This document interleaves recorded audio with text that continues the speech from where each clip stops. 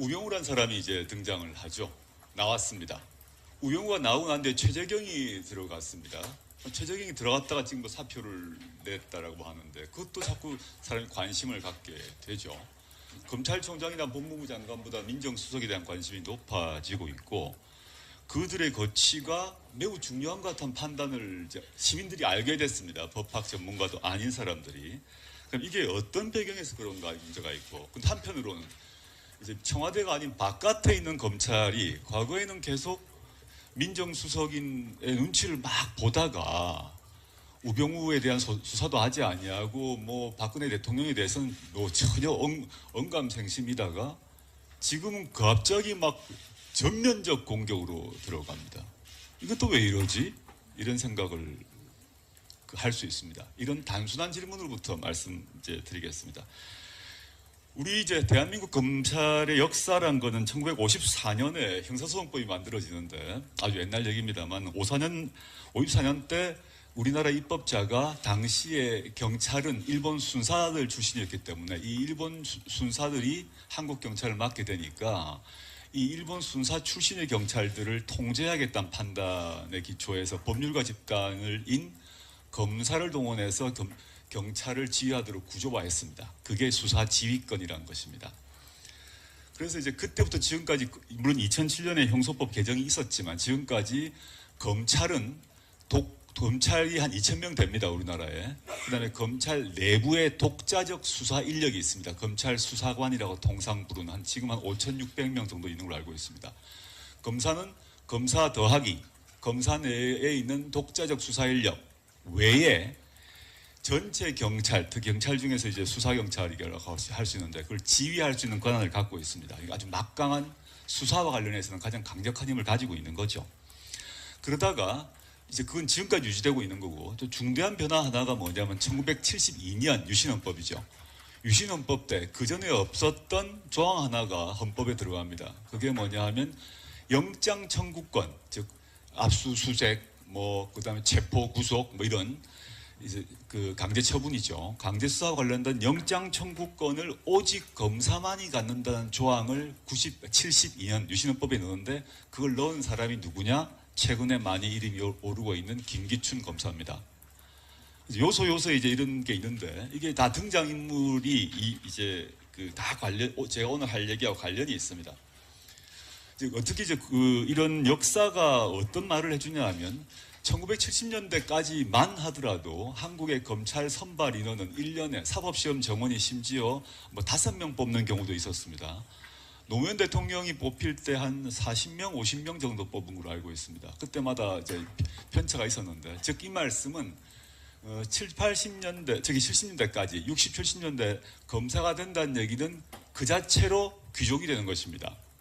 이게 지금의 검사하고 다른 것입니다. 김기춘 검사 당시 청년 김기춘 검사가 뽑힌 순간 전국에서 한 5명밖에 안 되는 거죠.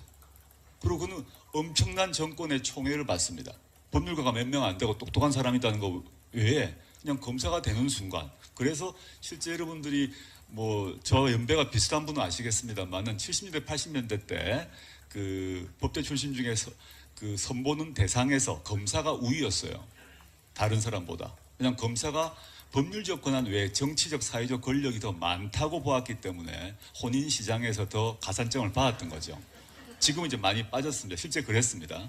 그래서 이런 식으로 극도의 극소수를 당시 권위주의 정권은 극소수의 검사를 뽑아서 그에게 막강한 힘을 주고 그 소수의 검사가 아까 말씀드렸습니다만 경찰을 지배하는 구조가 형성되었고 최근에 우병우가 과거 검사 시절을 회고하는 그 자기들 내부 토론문이 발표되었습니다만 초임 검사 때 지방경찰청장이 자기의 가방을 들어줬다 이런 얘기를 한 바 있습니다. 이런 것이 구조화되고 그 이제 군사 독재가 들어서면 이른바 지금은 사라진 말이지만 육법당이 형성됩니다. 육사와 서울법대라는 즉 그건 사실 이제 검사를 얘기합니다. 법대 출신 검사를 얘기하는데 육법당이 형성됩니다. 그래서 그것들이 지배 권력을 만들고 육법당과 관련해서 뭐 언론도 살짝 났습니다만 우병우는 뭐 사적으로는 저보다 한 2년 정도 후배인데 우병우의 에피소드가 있죠. 사법시험을 합격하자마자 당시에 그 전두환 정권 하입니다. 그때 항상 전두환 장군의 1년 육사 후배인 김진영 장군이라고 있었는데 그 민주화 운동이 거셀 때마다 이 김 장군이 친위 쿠데타를 한다는 소문이 계속 돌았는데 이 사람이 우가 사법시험을 합격하자마자 친구들한테 제안했던 것이 뭐냐, 빨리 이 장군 12기 김 장군 우리가 만나러 가자, 만나러 가서 우리가 도와드리겠다고 얘기하자 제안을 한 바 있습니다. 20대 그 얘기죠. 그러니까 김기춘이 왜 우병우를 아낄까? 이거는 다른 논리를 떠나서 저는 자신의 젊은 시절 모습을 그대로 보았다고 저는 생각합니다. 너무 잘 맞았을 거라고 생각이 듭니다. 너무 미시적인 얘기입니다만은 이게 검찰의 그냥 권력적 구조 외에 왜 지금 김기춘과 우병우란 사람이 자꾸 부각되는가의 문제는 그런 미시적 개인사적인 관계가 있다고 봅니다. 그런데 어제가 이제 일주기가 됐던 YS가 이제 집권을 합니다.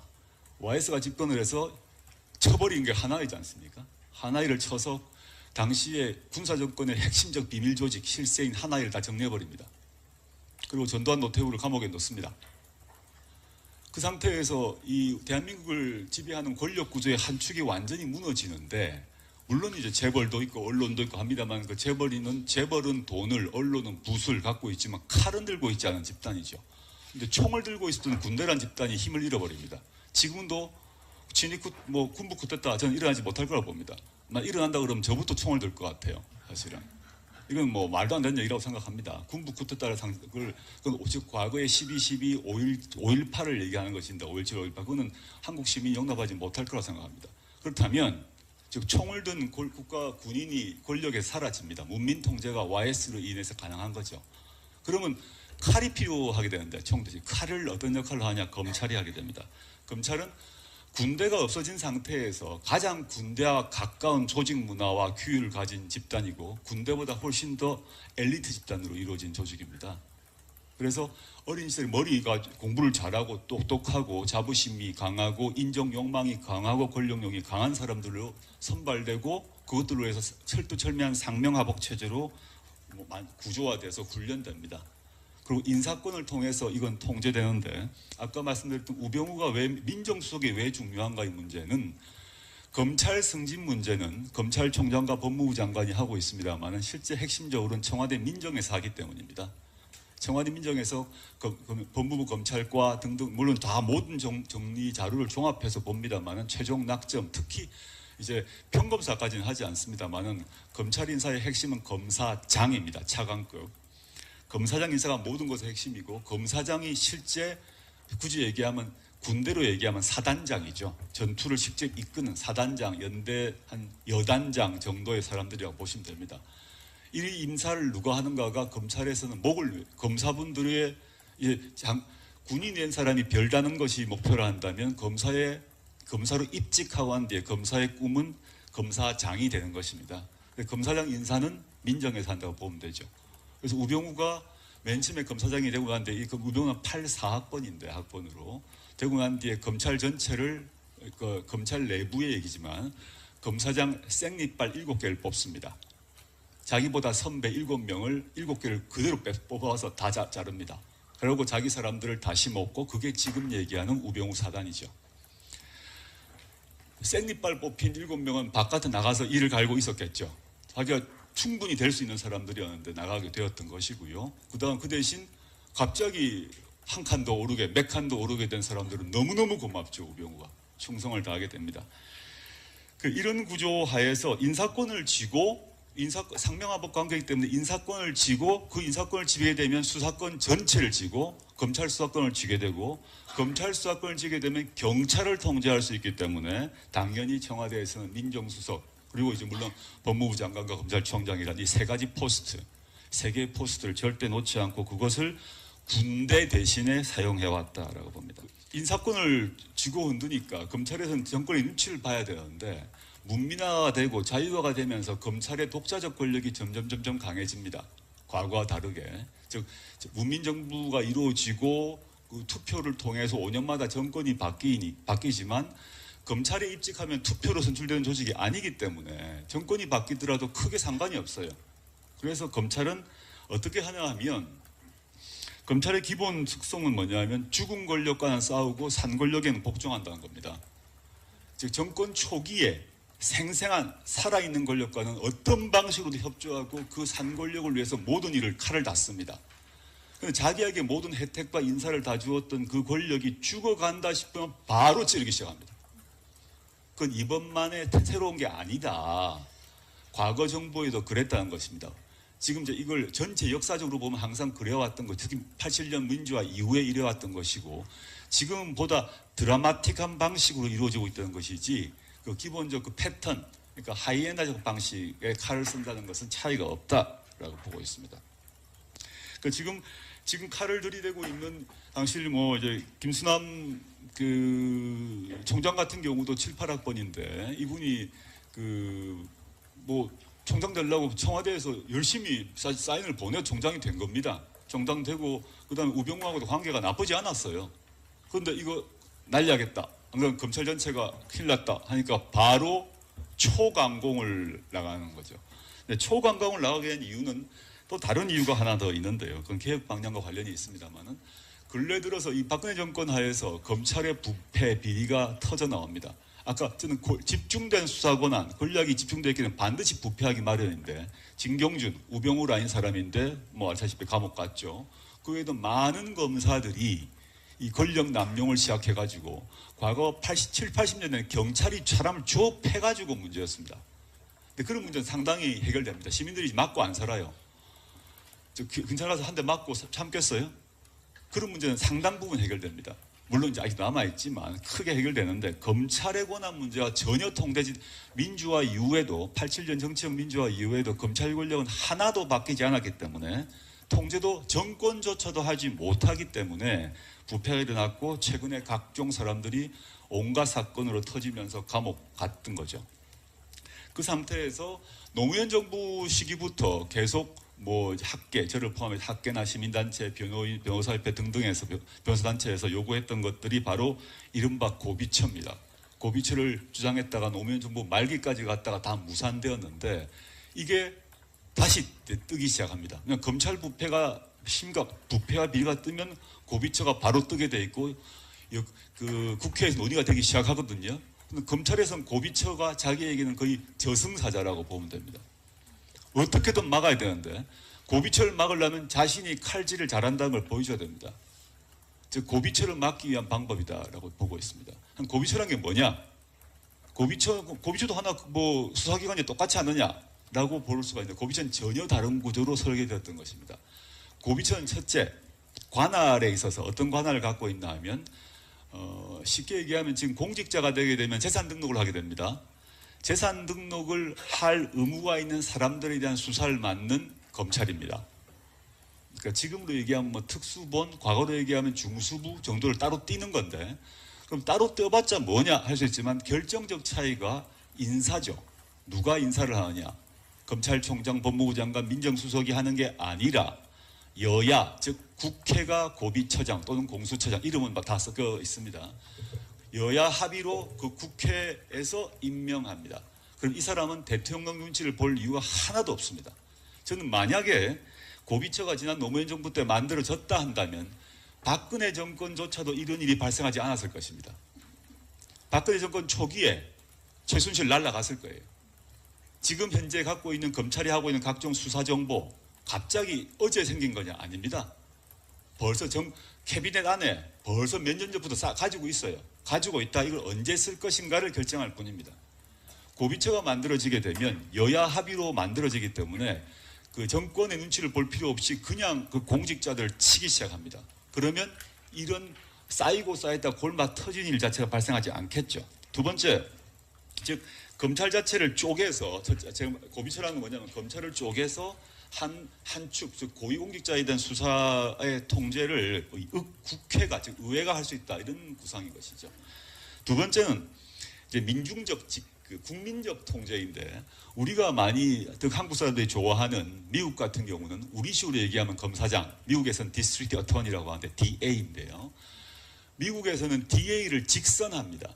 우리로 얘기하면 서울고검장, 서울지검장을 서울시장 선거할 때 뽑습니다. 그러니까 선거표에 투표용지에 서울시장과 이 서울지검장이 있는 거죠. 이 사람은 당연히 대통령을 신경 쓸 필요가 없습니다. 다음 선거 때 서울 시민한테 자기가 뽑혀야 되기 때문에 칼날을 거기에 쓰는 국민 신경 쓰고 칼을 쓰죠. 세 번째, 많이 얘기된 수사권 조정 문제로 경찰과의 관계를 재조정하는 것이라 보시면 되겠습니다. 시간이 다 된 것 같은데 제가 말씀드린 것은 이제 검찰개혁 문제는 지금 검찰은 아주 박수를 받는 듯이 보이지만 이 검찰을 그대로 두면 다음 정권 때 똑같은 일을 반복할 뿐이라고 저는 보고요. 저는 그 여러 가지 약간 고비처, 검사장 직선제, 수사권 조정 이런 문제가 있는데 가장 핵심은 저는 고비처에 있다. 그래서 고비처 요체는 의회 통제다. 최순실 씨가 재판에 나왔습니다. 이재용 부회장 항소심 재판인데 여기에 증인으로 나왔어요. 예. 1심에는 증언을 거부했습니다. 오홍. 항의 차원에서. 근데 이번에는 과연 증언을 할까 생각했는데 실제로 굉장히 적극적으로 증언을 했습니다. 그런데 야단치면서. 네, 내용이 좀 이게 특검한테 짜증을 내고 신경질을 냈는데요. 보기 좋지 않았어요. 재판장이 경고를 했습니다. 그런데도 불구하고 특검에게 도대체 뭘 묻는 거냐? 똑바로 질문을 해라. 등등 좀 그런 내용들. 승마 전문가를 데리고 오든지. 그렇죠. 그런 내용의 이야기를 했는데 거기를 가보시든지. 네, 그렇습니다. 이게 특검이 구체적으로 또 이런 질문을 했죠. 아니 딸에게 정유라 씨에게 말을 내 말처럼 그러니까 자기 것처럼 타면 된다고 말한 게 사실이냐라고 했더니 최순실 씨가 그럼 내 말처럼 타라고 하지 남의 말처럼 타라고 하냐 그렇게 반박을 하고요. 말이 맞아요. 네, 또 특검이 차분하게 질문을 잘 듣고 이렇게 대답해라라고 하니까 갑자기 대뜸 그러니까 왜 새벽에 남의 딸을 데리고 갔냐? 라고 하면서 새벽에 그 정유라 씨가 갔던 게 자발적으로 간 게 아니라 납치됐던 거다라고 하는 뜻의 얘기를 하면서 딸이랑 나랑 지금 싸움 붙이는 거냐. 어허. 나는 지금도 걔가 정유라 씨가 딸이 왜 그렇게 얘기했는지 모르겠다라고 말을 했어요. 그리고 화를 내면서 반박을 한 거죠. 세게. 그러면서 특검에서 이렇게도 말했습니다. 말 구입했던 거 관련해서 계속해서 질문을 한 거죠. 그러자 독일을 한번 갔다 오든가 아니면 말을 연구한 검사님이 나오시든가 하지 답답하다. 라고 말을 하면서요. 특검이 답변이 잘 이해가 안 간다라고 말을 하니까 아니 저도 이해가 안 갑니다 라고 해서 방청석에서 심지어 웃음이 터졌다고 합니다. 이건 법정의 품위라는 게 있잖아요. 예. 네, 그 부분에 있어서 아주 심각한 훼손 같아요. 그렇습니다. 재판을 사실 웬만한 변호사보다 집중적으로 굉장히 많은 수의 재판을 하다 보니까 익숙해져서 그런 건지 원래 성격이 그런 건지 모르겠습니다만 그런 태도를 보였고요. 최순실 씨가 착각하는 거 아닙니까 혹시? 어떤 걸 착각하죠? 법정 팟캐스트를 하고 있는 거로? 그러니까 막 그런 느낌이에요. 어디 예전에 그 동네 슈퍼에서 어머님들끼리 모여가지고 막 수다 떨 때 슈퍼 어머니 팟캐스트 뭐 이런 거? 괜찮다고. 아니 사실 포기한 거 아닌가요? 사실 다 내려가. 내용인데요. 절대. 근데요 아주 최순실 씨 고도의 수수인 것 보면요. 같아요. 그리고 전략적 마인드도 있고요. 일단 맨갑이에요. 멘탈이 그렇죠. 가벼워요. 네. 25년 구형받잖아요. 네. 쓰러졌고 일어나지도 못해요. 네. 조폭들도 못 나와요. 아니 일단 그 포기를 절대 안 한 것 같습니다. 왜냐하면은 증언하면서도 핵심 부분에 있어서는 다 지금 부정을 하거나 모른다고 넘어가는데 일단 인정한 것도 있어요. 그래서 박근혜 전 대통령과 2달 동안 259번이나 통화했냐 맞냐라고 했더니 대포폰으로 인정했습니다. 예. 인정하면서 40년씩인데 그 정도 못하냐? 그렇습니다. 그러면 통화 내용이 뭐냐 물었더니 통화 내용을 묻는 건 실례다. 라는 답을 했습니다. 증인이. 예를 하나 들어달라는 거 아니에요? 검사는. 나에게 실례다 묻는 거 묻지 말아라 라는 말을 했죠. 네, 실제로. 그리고 또 청와대 출입한 적 있냐? 수사해야죠. 청와대 출입한 적 있냐? 했더니 있다. 하지만 그렇게 자주 간 건 아니다. 라는 말을 했고요. 또 의미 있는 부분도 하나 있습니다. 2015년에 독일에서 호텔을 삽니다. 최순실 씨가 호텔을 이제 매입하는데요. 그때 그 돈이 삼성이 코어스포츠로 보낸 돈이 맞냐? 라고 했더니 맞다. 라고 인정을 하면서도 나중에 관련된 비용을 정산 쭉 돌려줄 생각이었다. 라는 말까지 붙였는데요.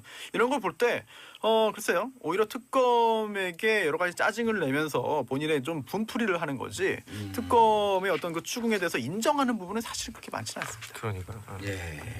결국은 작전 쓰고 있는 거 아닌가. 네, 그렇죠. 기술 들어간 거죠 이제. 슬금슬금. 거기에 연기력까지 되니까 제가 보기엔 그게 아주 중요한 것 같아요. 그렇습니다. 또 장시호 조카 장시호 관련된 이야기도 나왔어요. 이번에 조카 장시호가 최순실 씨 집에서 박근혜 전 대통령과 대기업 회장 사이에 단독 면담 일정표를 발견했는데 인정하냐 그랬더니 뭐 그 말은 안 하고요. 특검하고 장시호 씨 사이에 플리바게닝이 심한 것 같다. 즉 사전에 서로 형량을 좀 낮게 구형해 주기로 하면서 짜고 한 거 아니냐. 그게 누구 얘기예요? 최순실 씨가 어제 그런 얘기를 했어요 재판에서. 또 법에 대해서 그 들어간 지 한 1년 됐다고 또 사법고시 뭘 준비하고 있나 봐요. 사실 아시겠지만 예. 1년 동안 거기 있으면서 매일 재판 받으면 예. 웬만한 절차는 통달합니다. 그럼요. 네, 정말 통달합니다. 그리고 또 거기에 그 통방을 하면서 네. 거기 또 10수년 산 사람들이 있거든요. 무기수들. 그룹 스터디가 이루어지죠. 그러면 그룹은 안 되죠. 이건 이게 독방이거든요. 이거 독방이네. 통방 스타일이라고. 통방. 예. 네. 이른바 이제 소통방. 네네. 거기서 다 얘기해줘요. 그다음에 또 교도관이 얘기하면 안 되거든. 교도관들도 네네. 또 슬금슬금 해갖고 네. 오다가다 하면서 한마디씩 해줘요. 툭툭. 예. 그러면 그게 이제 모자이크로 쫙 해갖고 네. 퍼즐 게임 마치듯이 스스로 그 터득을 해가는 거죠. 네. 그래요. 그리고 이제 거기서 예를 들어서 그 오래된 조폭이나 이런 사람들이 상담을 해주고 빵이라도 하나 받아 먹으면 변호사법 위반, 알선수재. 예. 그리고 또 특검이 작년 1월에 이제 그 박산진 그 당시 그 삼성전자 사장하고 황성수 당시 전무가 뭐 주고받은 문자 메시지나 말구입 계약서를 이제 직접적으로 증거를 제시했어요. 증거를 보여주면서 이제 추궁을 했는데 그럴 때는 또 분리할 때는 아니다. 기억 안 난다, 모른다로 일관했거든요. 예. 최순실 씨는 여전히 본인에게 가장 유리한 쪽으로 계속해서 증언을 하면서 어떻게든 피해 나가려고 노력하는 것 야, 같습니다. 근데 25년 구형받은 사람의 심리 네. 상태가 아니에요, 저게. 그렇죠. 저 진짜 정도면은 뭐. 맨감이에요. 보통이 아니에요. 그리고 여기 8672님 보세요. 이렇게 나오죠. 대통령을 쥐락펴락했는데 그 정도의 약과지요. 이렇게 보는 게 정답이에요. 그렇네요. 정말. 슈퍼맨갑이에요, 저 정도면. 그리고 저는 여기서 이제 안민석 의원의 얘기에 신뢰가는 게 밖에 든든한 뒷배가 있으면은 힘이 안 빠지거든요. 뭐냐 어마어마한 재력이 있으니까 이거 살고 정치적 재판이고 뭐 한 5년 10년 살아봐야 나오면 네. 인생 청춘 70세부터 했는데 든든하니까 안에서 버티는 거예요. 사실 뭐 그래서 저 재산을 다 몰수해버려야 돼요. 그러니까 술자리에서 이 관련된 이야기를 막 동료들끼리 할 때 보면 그 기승전 마무리가 이렇게 되거든. 몇 년 살고 나면 되지 않겠니? 뭐 그 최순실도 살 거 있으니까 예. 이런 얘기들 우리 그냥 우리끼리 많이 하는데 실제 그렇게 믿고 있는 구석이 있으면 뭐 소위 말해서 쫄 이유가 없는 거죠. 그럼요. 예, 뭐 그 안에서 쫄면 먹는 것도 아니고. 예. 자, 정석 기자님, 미정은 위원장이 뭐예요? 김정은. 미정은이 아니라 김정은. 밖에서 오타났네요. 네, 초조하니까 계속 오타나요. 정석 기자님, 김정은 위원장이 해킹 공격을 명령했다? 지난 5월이었죠. 예. 워너크라이라고 이제 그 랜섬웨어 일종 있죠. 랜섬웨어. 그죠. 랜섬웨어라는 게 이제 인지라고 소프트웨어 합쳐가지고 그렇죠. 이거 풀어줄 테니 돈 돈 내놔라. 내놔라 이거잖아요. 그래서 그게 이제 전 세계 150개국에 피해를 미쳤고 예. 영국 같은 경우는 아예 의료 체계, 병원 자체가 마비가 됐었어요. 워너크라이라는? 그렇죠. 워너크라이. 워너크라이, 위너크라이. 워너크라이죠. 워너크라이. 워너크라이에 있어서 그게 그동안 배우는 항상 우리 아까 기승전 기승전 북으로 끝났어요. 모든 해킹은 우리나라에서도 뭐 이렇게 뚜렷이 안 나오면 북한 소행으로 추정된다. 예. 디도스 이런 거 항상 얘기했습니다. 근데 미국도 이번에 다 해보니 결국에 북한밖에 없더라. 지난번에 랜섬웨어 그 공격했을 때의 조합이나 이런 배열이 비슷했다. 맞습니다. 거의 유사했다 이런 거 그렇죠. 아니에요? 그동안의 사례가 많았어요. 한국은행도 한번 7, 8차례 예. 해킹을 했었고 그다음에 가장 미국하고 관련된 건 2014년에 소니 픽처스 해킹해가지고 이게 누구 소행이니 뭐 했을 때 네네. 그때도 북한이었다라는 거잖아요. 소니가 네. 그때 영화를 만들었는데 인터뷰. 김정은을 영화 제목이 인터뷰죠. 네. 예, 인터뷰죠. 근데 네. 김정은을 비하하는 네네. 그러니까 희화시킨. 희화시킨. 그러니까 그것을 해킹해갖고 결국 영화 상영을 못하게 만들었죠. 그렇죠. 그것도 북한 소행이니 그거 말씀하신 대로 그런 여러 가지 방법이 기법들이 북한하고 비슷하더라는 걸 이례적으로 백악관이 성명을 발표했어요. 그럼 북한 IT가 또 최고의 아, 기술자들이거든요. 실제 그래요? 그렇죠. 실제요, 그러면. 해커 사관학급이다. 정말 뛰어나죠. 그래요? 북한 아니, 같은 경우는 IT 기술 자체가 그러니까 지금 그 미사일 쏘고 그러는 게 IT 기술과 이게 밀접하게 연관이 돼 있는 그렇죠. 거죠. 소프트웨어가 초정밀 기술 아니에요. 네. 소프트웨어가 핵심이죠. 사실 뭐 인도뿐만 아니라 북한도 정말 강국이고, 근데 그게 그동안 보면 이거로 끝이 아니라는 거죠. 이렇게 미국이 북한의 3대 위협을 꼽은 게 핵, 미사일은 다 알 거예요. 사이버. 이걸 딱 지목을 하면서 그 다음 날 워너크라이는 북한의 소행이다라고 밝혔고 미국뿐만 아니라 영국, 캐나다, 호주, 일본이 다 동의를 했습니다. 그 결론. 영국이 동의했죠. 일본도 이거 다 예. 동의를 했어요. 그래서 뭐 전 세계적으로 정말 북한이 미사일 강국인 동시에 소프트웨어 강국이 됐고 아니, 그건 원래부터 알려져 있는 해킹 거예요. 그러니까 전 세계적으로 인정이 된 거죠. 그렇죠. 이제. 예. 근데 중요한 건 이제 최근에 우리 가상화폐 많이 하잖아요. 예. 얼마 전에 우리나라에서도 그저께 가상화폐 걸려서 해킹을 받았는데 그렇죠. 이것 역시도 아, 북한의 진짜. 소행으로 추정을 하고 실제로 지난 뭐 올해 들어서 있었잖아요. 그건 북한으로 거의 추정을 하고 있어요. 8,500만 불 해킹한 거예요? 맞습니다. 그래서 이게 이제 국제적으로 뭐 북한이 왜 이러냐. 예. 각종 무역 제재, 금융 제재 다 받고 북한의 노동력도 지금 송출이 안 되고 있잖아요. 바깥으로 수출도 못 하고. 수도 못하고 예. 그럼 외화벌이 수단 중에 하나이면서 동시에 그 나라의 어떤 위협적인 북한의 어떤 존재감을 과시하는 좋은 수단이 되는 거죠 해킹이. 자, 신태규 의원님, 근데 북한 기술력이 왜 그렇게 뛰어나나요? 북한은 왜 그리 기술이 좋죠? 저도 궁금합니다. 아니, 북한은 이러잖아요. 군경 병합 발전이라고 그러는가요? 군에서 발전시킨 기술을 경제로 적용을 하잖아요. 근데 군은 지금 주요하게 집중을 하고 있는 게 미사일 아니에요. 네네. 미사일은 초정밀 기술이거든요. 최첨단 기술. 그냥 그걸 하려면 IT 기술이 있어야 되는 거예요. 그런 것 같아요. 저는 죽기 살기로 덤비면 그럼요. 아무리 뭐 아니, 근데 IT가 강하다라고 하는 건 이미 오래전서부터 정평이 나 있었죠. 그렇죠. 그럼에도 불구하고 이제 미국이나 우리나라 같은 경우는 뭐 다 모든 분야를 발전시키려고 하잖아요. 예. 근데 북한은 미사일과 해킹, IT 이쪽에 모든 걸 다 투자를 하는 거예요. 그런데 사실. 또 간혹 가다가 언론 보도에 나오는 그 북한에서 자체 개발한 어떤 뭐 OS 시스템 소프트웨어라든지 뭐 휴대전화 구동시키는 그런 그 OS 있잖아요. 독자적인 기술 있잖아요. 근데 그게 수준이 그렇게 높아 보이진 또 않아요. 디자인의 문제인가요? 아니, 폰트 서체의 문제인가? 그게 대중화되어서 그 북한 주민들이 쓸 수 있을 정도의 OS 그러니까 노출된 그런 것과 이게 뭐 미사일 기술이나 IT 해킹을 하는 데 쓰는 기술 다른 그러니까 차원인가요? 다르죠. 비공개되어 있는 그 기술력의 차이는 아. 모르긴 몰라도 하늘과 땅일걸요. 그렇죠. 예. 네. 아니 근데 지금 여기 진짜 이 사이버 공격 있잖아요. 철도나 항공사 이런 게 이제 메인선에 해킹이 돼갖고 그 메인선 갖고 장난치는 영화들이 많이 나오잖아요. 이런 것도 위험하고 또 하나는 북한이 이제 아까 3대 위협으로 핵, 미사일, 사이버 그 공격 또 하나는 북한이 또 생화학에 집중하기 그렇죠. 시작했잖아요. 화학 무기가 어마어마하죠. 화학 무기에 예. 대해서. 뭐 탄저균을 미사일에 뭐 이제 장착시키는 뭐 실험도 했다. 뭐 그런 보도도 있네요. 그렇죠. 그렇기 때문에 이게 그 사이버 공격 심각해요. 근데 이번에 그 워너크라이 랜섬웨어는 배열이 똑같다 그러더라고요. 지난번 그 랜섬웨어 공격했을 때 랜섬이라고 하는 뜻 자체가 인질을 인질이죠. 잡고 예. 인질 풀어주는 대가 풀어주는 대가로 협상금을 인질 그렇죠. 보상금 네. 아니에요? 인질 보상금은 좀 이상하다. 그걸 가상화폐로 또 예. 받고 가상화폐로. 또 가상화폐 또 해킹하고 남는 장사죠. 예. 와, 범죄로 치면 최고의 범죄네요. 흉악하네요. 그렇죠. 그렇게 해서 달러를 확보하려고 하는 노력. 그러니까 북한에 대한 경제적 제재가 강하면 강할수록 점점 더 그쪽으로 신경을 돌리는 거죠. 자기들. 아, 이제 뭐 슈퍼노트 만들어가지고 뭐 달러 위조 지폐 찍어내는 것보다는 이런 쪽으로 또 그건 이제 옛날 들어가는군요. 방법이고 예. 슈퍼노트는. 그렇죠. 아날로그적 방식이죠. 네. 저는 북한이 만약에 어떤 그 테러를 한다면 이 미사일부터 쏘지 않고 저는 우리나라 같은 경우 저는 딱 세 개만 마비시키면 끝날 것 같아요. 전기 끊고 네. 그다음에 통신 끊고 네. 네. 금융 끊으면 금융. 그게 전부 해킹으로 가능하거든요. 그렇죠. 그러면 전 우리나라 국민들 다 정말 멘붕이지. 멘붕 아니, 아닐까요? 진짜 우리 국민들이 멘붕이 오는 건요. 핸드폰 못 쓰게 화장실 가서 그러니까 핸드폰 못 쓰게 하면 다 미쳐버려요. 핸드폰까지 안 가도 카톡 마비만 돼도 어. 다들 정말 힘들어할 겁니다. 여기 계신 분도 화장실 가고 핸드폰 못 쓰게 해봐요. 사실 근데 그걸 많이 훈련하고 있어요, 사실 북한에서. 그래요. 화장실 갈 때 안 들고 가야겠다. 예. 훈련도 해야죠. 그럼 한참 앉아 있다가 없이 사는 나와서 연습. 한참 앉아 있다가 없이 다시 사는 나와서 연습. 들고 들어갈 거예요.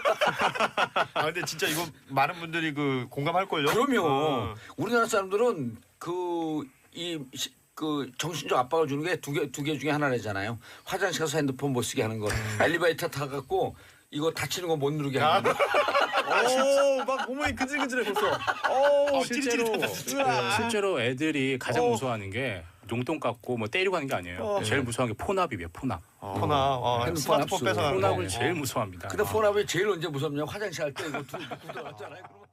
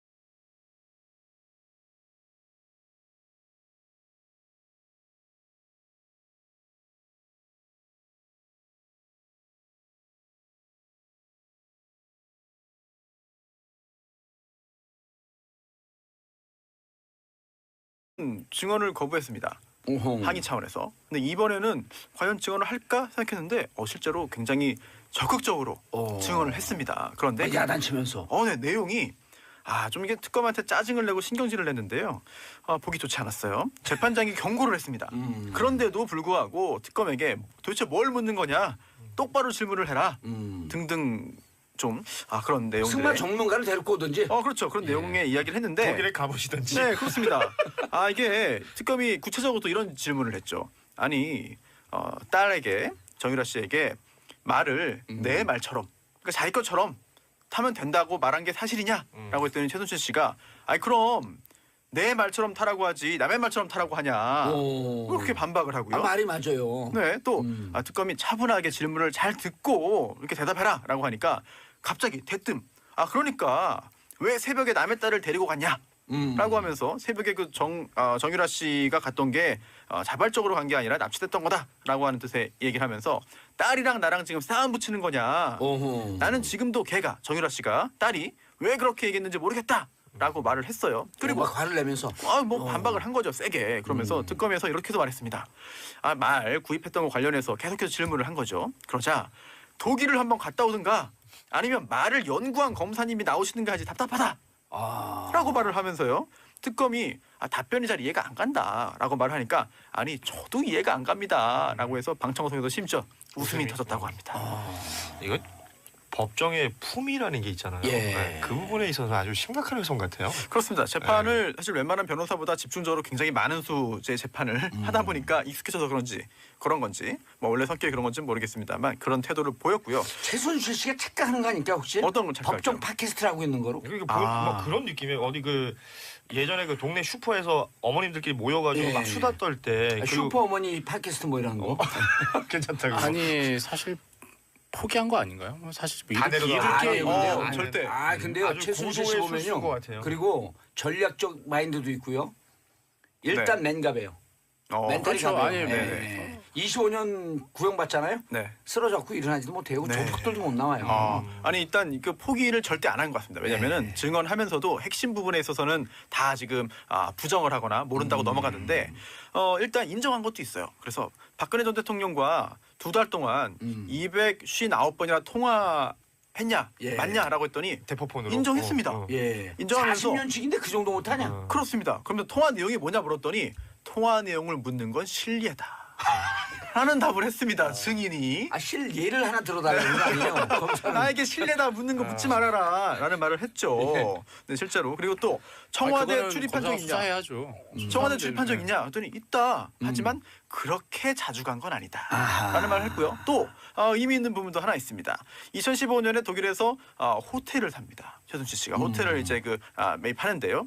그때 그 돈이 삼성이 코스포츠로 보낸 돈이 맞냐? 라고 했더니 맞다 라고 인정을 하면서도 나중에 관련된 비용을 정산 쭉 돌려줄 생각이었다 라는 말까지 붙였는데요.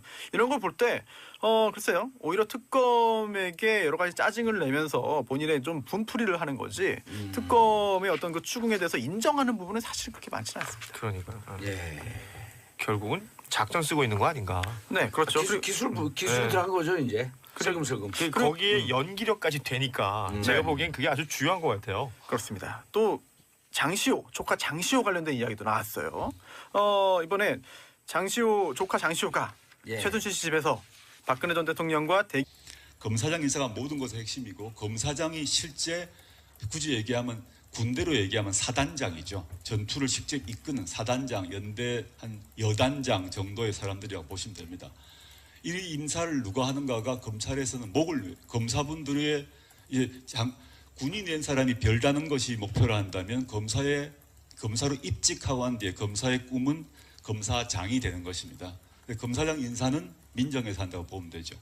그래서 우병우가 맨 처음에 검사장이 되고 난 뒤에 우병우는 84학번인데 학번으로 되고 난 뒤에 검찰 전체를 검찰 내부의 얘기지만 검사장 생리빨 7개를 뽑습니다.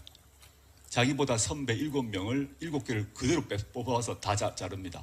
그리고 자기 사람들을 다시 먹고 그게 지금 얘기하는 우병우 사단이죠. 생리빨 뽑힌 7명은 바깥에 나가서 일을 갈고 있었겠죠. 자기가 충분히 될 수 있는 사람들이었는데 나가게 되었던 것이고요. 그다음 그 대신 갑자기 한 칸도 오르게 몇 칸도 오르게 된 사람들은 너무너무 고맙죠. 우병우가 충성을 다하게 됩니다. 이런 구조 하에서 인사권을 쥐고 상명하복 관계이기 때문에 인사권을 쥐고 그 인사권을 쥐게 되면 수사권 전체를 쥐고 검찰 수사권을 쥐게 되고 검찰 수사권을 쥐게 되면 경찰을 통제할 수 있기 때문에 당연히 청와대에서는 민정수석 그리고 이제 물론 법무부 장관과 검찰총장이라는 이 세 가지 포스트, 세 개의 포스트를 절대 놓지 않고 그것을 군대 대신에 사용해왔다라고 봅니다. 인사권을 쥐고 흔드니까 검찰에서는 정권의 눈치를 봐야 되는데 문민화가 되고 자유화가 되면서 검찰의 독자적 권력이 점점 강해집니다. 과거와 다르게. 즉 문민정부가 이루어지고 그 투표를 통해서 5년마다 정권이 바뀌지만 검찰에 입직하면 투표로 선출되는 조직이 아니기 때문에 정권이 바뀌더라도 크게 상관이 없어요. 그래서 검찰은 어떻게 하냐 하면 검찰의 기본 특성은 뭐냐 하면 죽은 권력과는 싸우고 산 권력에는 복종한다는 겁니다. 즉 정권 초기에 생생한 살아있는 권력과는 어떤 방식으로도 협조하고 그 산 권력을 위해서 모든 일을 칼을 닫습니다. 자기에게 모든 혜택과 인사를 다 주었던 그 권력이 죽어간다 싶으면 바로 찌르기 시작합니다. 그건 이번만에 새로운 게 아니다. 과거 정부에도 그랬다는 것입니다.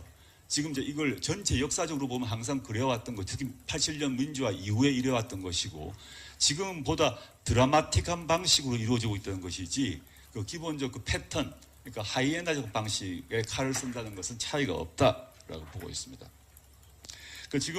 지금 칼을 들이대고 있는 당시 뭐 이제 김수남 그 총장 같은 경우도 7, 8학번인데 이분이 그 뭐 총장 되려고 청와대에서 열심히 사인을 보내 총장이 된 겁니다. 총장 되고 그다음에 우병우하고도 관계가 나쁘지 않았어요. 그런데 이거 날려야겠다. 그럼 검찰 전체가 큰일 났다 하니까 바로 초강공을 나가는 거죠. 초강공을 나가게 된 이유는 또 다른 이유가 하나 더 있는데요. 그건 개혁 방향과 관련이 있습니다만은 근래 들어서 이 박근혜 정권 하에서 검찰의 부패 비리가 터져 나옵니다. 아까 저는 집중된 수사 권한, 권력이 집중되어 있기 때문에 반드시 부패하기 마련인데 진경준, 우병우 라인 사람인데 뭐 알다시피 감옥 갔죠. 그 외에도 많은 검사들이 이 권력 남용을 시작해가지고 과거 87, 80년대는 경찰이 사람을 조업해가지고 문제였습니다. 근데 그런 문제는 상당히 해결됩니다. 시민들이 맞고 안 살아요. 경찰 가서 한 대 맞고 참겠어요? 그런 문제는 상당 부분 해결됩니다. 물론 이제 아직 남아있지만 크게 해결되는데 검찰의 권한 문제와 전혀 통되지 민주화 이후에도 87년 정치적 민주화 이후에도 검찰 권력은 하나도 바뀌지 않았기 때문에 통제도 정권조차도 하지 못하기 때문에 부패가 일어났고 최근에 각종 사람들이 온갖 사건으로 터지면서 감옥 갔던 거죠. 그 상태에서 노무현 정부 시기부터 계속 뭐 학계, 저를 포함해 학계나 시민단체, 변호인, 변호사협회 등등에서 변호사단체에서 요구했던 것들이 바로 이른바 고비처입니다. 고비처를 주장했다가 노무현 정부 말기까지 갔다가 다 무산되었는데 이게 다시 뜨기 시작합니다. 그냥 검찰 부패가 부패와 비리가 뜨면 고비처가 바로 뜨게 돼 있고 그 국회에서 논의가 되기 시작하거든요. 근데 검찰에서는 고비처가 자기에게는 거의 저승사자라고 보면 됩니다. 어떻게든 막아야 되는데 고비처를 막으려면 자신이 칼질을 잘한다는 걸 보여줘야 됩니다. 즉 고비처를 막기 위한 방법이다라고 보고 있습니다. 고비처란 게 뭐냐? 고비처도 하나 뭐 수사기관이 똑같지 않느냐라고 볼 수가 있는데 고비처는 전혀 다른 구조로 설계되었던 것입니다. 고비처는 첫째, 관할에 있어서 어떤 관할을 갖고 있나 하면 쉽게 얘기하면 지금 공직자가 되게 되면 재산 등록을 하게 됩니다. 재산 등록을 할 의무가 있는 사람들에 대한 수사를 맡는 검찰입니다. 그러니까 지금으로 얘기하면 뭐 특수본, 과거로 얘기하면 중수부 정도를 따로 띄는 건데 그럼 따로 떼어봤자 뭐냐 할 수 있지만 결정적 차이가 인사죠. 누가 인사를 하느냐. 검찰총장, 법무부 장관, 민정수석이 하는 게 아니라 여야, 즉 국회가 고비처장 또는 공수처장 이름은 다 섞여 있습니다. 여야 합의로 그 국회에서 임명합니다. 그럼 이 사람은 대통령 눈치를 볼 이유가 하나도 없습니다. 저는 만약에 고비처가 지난 노무현 정부 때 만들어졌다 한다면 박근혜 정권조차도 이런 일이 발생하지 않았을 것입니다. 박근혜 정권 초기에 최순실 날라갔을 거예요.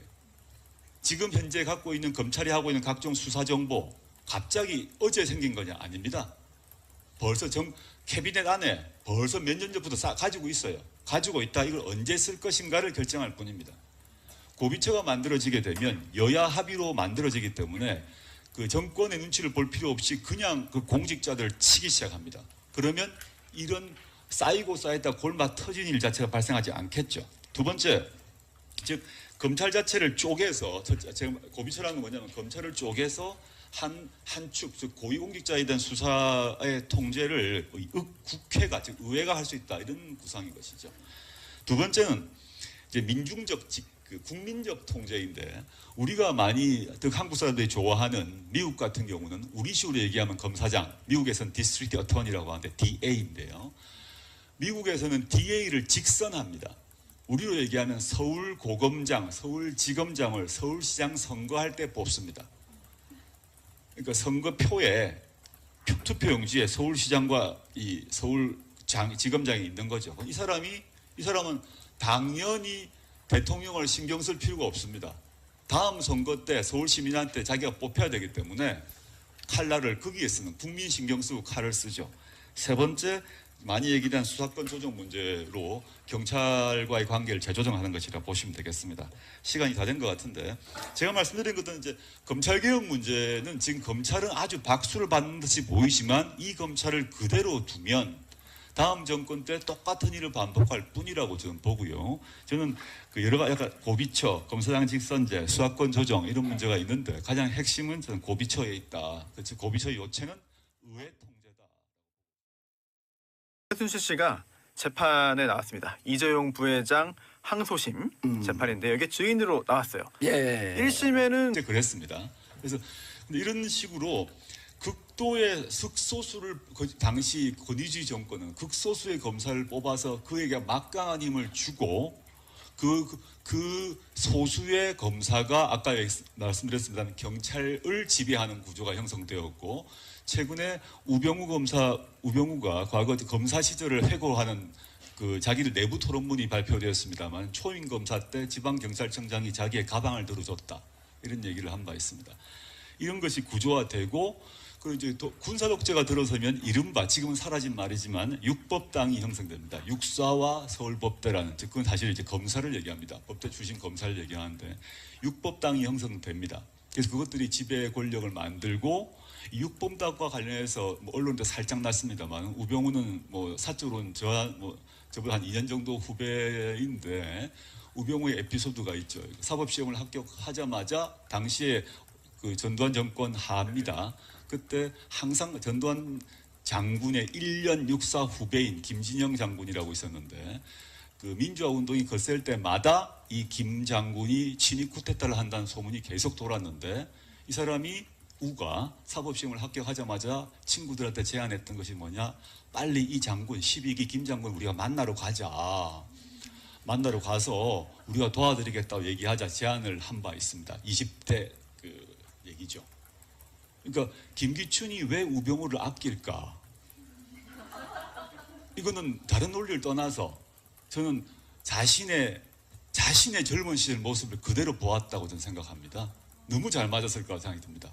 너무 미시적인 얘기입니다만은 이게 검찰의 그냥 권력적 구조 외에 왜 지금 김기춘과 우병우란 사람이 자꾸 부각되는가의 문제는 그런 미시적 개인사적인 관계가 있다고 봅니다.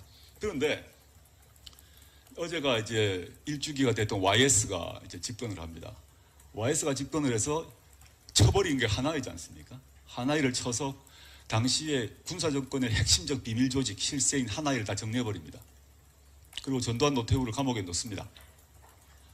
그 상태에서 이 대한민국을 지배하는 권력 구조의 한 축이 완전히 무너지는데 물론 이제 재벌도 있고 언론도 있고 합니다만 그 재벌은 돈을 언론은 붓을 갖고 있지만 칼은 들고 있지 않은 집단이죠. 근데 총을 들고 있었던 군대란 집단이 힘을 잃어버립니다. 지금도 군부 쿠데타 저는 일어나지 못할 거라고 봅니다. 일어난다 그러면 저부터 총을 들 것 같아요. 사실은. 이건 뭐 말도 안 되는 얘기라고 생각합니다. 군부 쿠데타를 즉 과거의 12.12, 5.18을 얘기하는 것인데 5.17, 5.18 그거는 한국 시민이 용납하지 못할 거라고 생각합니다. 그렇다면 즉 총을 든 국가 군인이 권력에 사라집니다. 문민 통제가 YS로 인해서 가능한 거죠. 그러면 칼이 필요하게 되는데 총대신 칼을 어떤 역할을 하냐 검찰이 하게 됩니다. 검찰은 군대가 없어진 상태에서 가장 군대와 가까운 조직 문화와 규율을 가진 집단이고 군대보다 훨씬 더 엘리트 집단으로 이루어진 조직입니다. 그래서 어린 시절에 머리가 공부를 잘하고 똑똑하고 자부심이 강하고 인정 욕망이 강하고 권력욕이 강한 사람들로 선발되고 그것들로 해서 철두철미한 상명하복 체제로 구조화돼서 훈련됩니다. 그리고 인사권을 통해서 이건 통제되는데 아까 말씀드렸던 우병우가 왜 민정수석이 왜 중요한가 이 문제는 검찰 승진 문제는 검찰총장과 법무부 장관이 하고 있습니다만 실제 핵심적으로는 청와대 민정에서 하기 때문입니다. 청와대 민정에서 법무부 검찰과 등등 물론 다 모든 정리 자료를 종합해서 봅니다만은 최종 낙점 특히 이제 평검사까지는 하지 않습니다만은 검찰 인사의 핵심은 검사장입니다. 차관급. 우병우란 사람이 이제 등장을 하죠. 나왔습니다. 우병우가 나오고 난 뒤에 최재경이 들어갔습니다. 최재경이 들어갔다가 지금 뭐 사표를 냈다라고 하는데 그것도 자꾸 사람이 관심을 갖게 되죠. 검찰총장이나 법무부 장관보다 민정수석에 대한 관심이 높아지고 있고 그들의 거취가 매우 중요한 것 같은 판단을 이제 시민들이 알게 됐습니다. 법학 전문가도 아닌 사람들이. 그럼 이게 어떤 배경에서 그런가 문제가 있고 근데 한편으로는 이제 청와대가 아닌 바깥에 있는 검찰이 과거에는 계속 민정수석인의 눈치를 막 보다가 우병우에 대한 수사도 하지 아니하고 뭐 박근혜 대통령에 대해서는 뭐 전혀 언감생심이다가 지금은 갑자기 막 전면적 공격으로 들어갑니다. 이것도 왜 이러지? 이런 생각을 할 수 있습니다. 이런 단순한 질문으로부터 말씀 이제 드리겠습니다. 우리 이제 대한민국 검찰의 역사란 거는 1954년에 형사소송법이 만들어지는데 아주 옛날 얘기입니다만 54년 때 우리나라 입법자가 당시에 경찰은 일본 순사들 출신이었기 때문에 이 일본 순사들이 한국 경찰을 맡게 되니까 이 일본 순사 출신의 경찰들을 통제하겠다는 판단에 기초해서 법률가 집단을 인 검사를 동원해서 경찰을 지휘하도록 구조화했습니다. 그게 수사지휘권이라는 것입니다. 그래서 이제 그때부터 지금까지 물론 2007년에 형소법 개정이 있었지만 지금까지 검찰은 검찰이 한 2,000명 됩니다. 우리나라에. 그다음에 검찰 내부에 독자적 수사 인력이 있습니다. 검찰 수사관이라고 통상 부르는 지금 한 5,600명 정도 있는 걸로 알고 있습니다. 검사는 검사 더하기 검사 내에 있는 독자적 수사 인력 외에 전체 경찰, 특히 경찰 중에서 이제 수사경찰이라고 할 수 있는데 그걸 지휘할 수 있는 권한을 갖고 있습니다. 아주 막강한 수사와 관련해서는 가장 강력한 힘을 가지고 있는 거죠. 그러다가 이제 그건 지금까지 유지되고 있는 거고 또 중대한 변화 하나가 뭐냐면 1972년 유신헌법이죠. 유신헌법 때 그전에 없었던 조항 하나가 헌법에 들어갑니다. 그게 뭐냐 하면 영장 청구권, 즉 압수수색, 뭐 그다음에 체포 구속 뭐 이런 이제 그 강제 처분이죠. 강제 수사와 관련된 영장 청구권을 오직 검사만이 갖는다는 조항을 72년 유신헌법에 넣었는데 그걸 넣은 사람이 누구냐? 최근에 많이 이름이 오르고 있는 김기춘 검사입니다. 요소 이제 이런 게 있는데 이게 다 등장인물이 이제 그 다 제가 오늘 할 얘기하고 관련이 있습니다. 어떻게 이제 이런 역사가 어떤 말을 해주냐 하면 1970년대까지만 하더라도 한국의 검찰 선발 인원은 1년에 사법시험 정원이 심지어 뭐 5명 뽑는 경우도 있었습니다. 노무현 대통령이 뽑힐 때 한 40명, 50명 정도 뽑은 걸로 알고 있습니다. 그때마다 이제 편차가 있었는데, 즉 이 말씀은 70년대까지 60, 70년대 검사가 된다는 얘기는 그 자체로 귀족이 되는 것입니다. 이게 지금의 검사하고 다른 것입니다. 김기춘 검사 당시 청년 김기춘 검사가 뽑힌 순간 전국에서 한 5명밖에 안 되는 거죠. 그리고 그는 엄청난 정권의 총애를 받습니다. 법률가가 몇 명 안 되고 똑똑한 사람이라는 거 외에 그냥 검사가 되는 순간. 그래서 실제 여러분들이 뭐 저 연배가 비슷한 분은 아시겠습니다만은 70년대 80년대 때 그 법대 출신 중에서 그 선보는 대상에서 검사가 우위였어요. 다른 사람보다. 그냥 검사가 법률적 권한 외에 정치적 사회적 권력이 더 많다고 보았기 때문에 혼인 시장에서 더 가산점을 받았던 거죠. 지금은 이제 많이 빠졌습니다.